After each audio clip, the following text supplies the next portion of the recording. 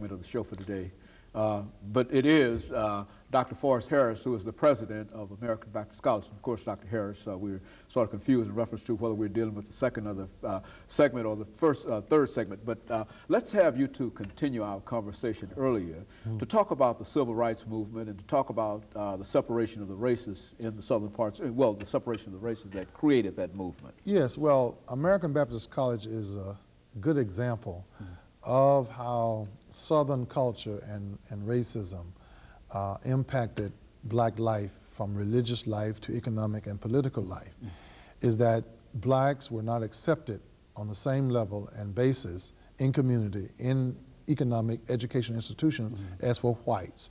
And they were relegated to inferior lifestyles and less political and economic privileges.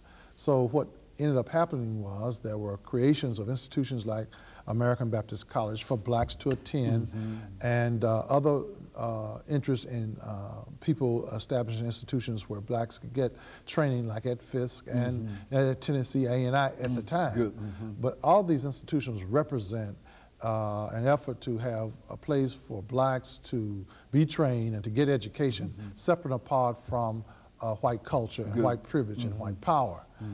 But what ended up occurring in terms of the civil rights movement was that these places, though they were seen as inferior and treated differently and given less economic substance and support by the dominant culture, they ended up being incubators to produce some of the great leaders that we are celebrating today, and some of the great leadership that Nashville itself has experienced. And so segregation certainly affected the way in which our culture developed our communities. And that in itself proved to be a very, very hard thing in terms of the oppression that a lot of families, a lot of communities had to suffer, and therefore a lot of people who could have been educated, who could have reaped benefits from other accesses to other places, did not. And the poverty and the lack of education, the lack of jobs, all of that was a part of this segregated culture that the South, and particularly here in Nashville and other places, we saw happen. And it was a tragic time and a tragic history. But I'm always thinking, as I think about now, the civil rights movement and what it meant for the progression of black life and the progression of this nation towards social justice, is that it never meant for these communities to be eliminated, or these communities not to have a distinct contribution, but it meant that they ought to have equal access to the economic and political empowerment that the rest of the community had, in order that it might produce the kind of families, the kind of religious institutions and educational institutions that our community needs. And American Baptist College fits right into that vision, because it's not an inferior institution. It's not an institution that has less to offer than any other institution as it relates to theological and biblical education. But over the years, as a result of suffering from the lack of economic resources and support, it has not been able to reach its full potential.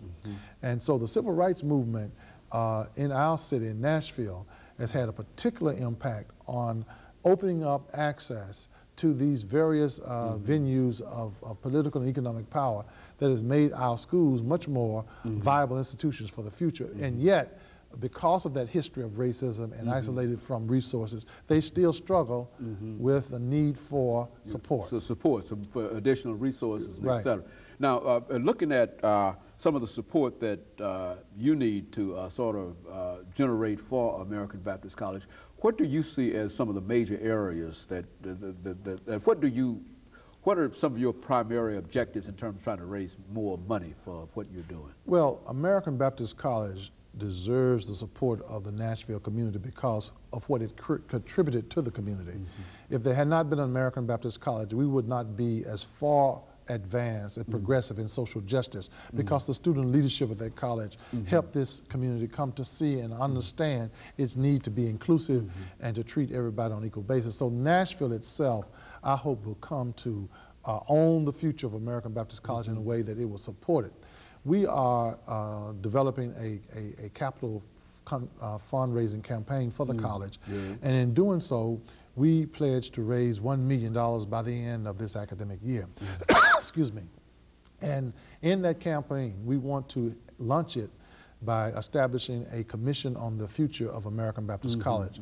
And many of the people who will serve on this commission are persons in Nashville, leaders in Nashville and around the country who can help us understand how we might develop strategic steps toward the revitalization of American Baptist College.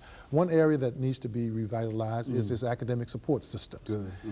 For a long time, our academic support systems have not had the kind of resources that will improve our academic standing and make us competitive in appealing and attracting students to our campus.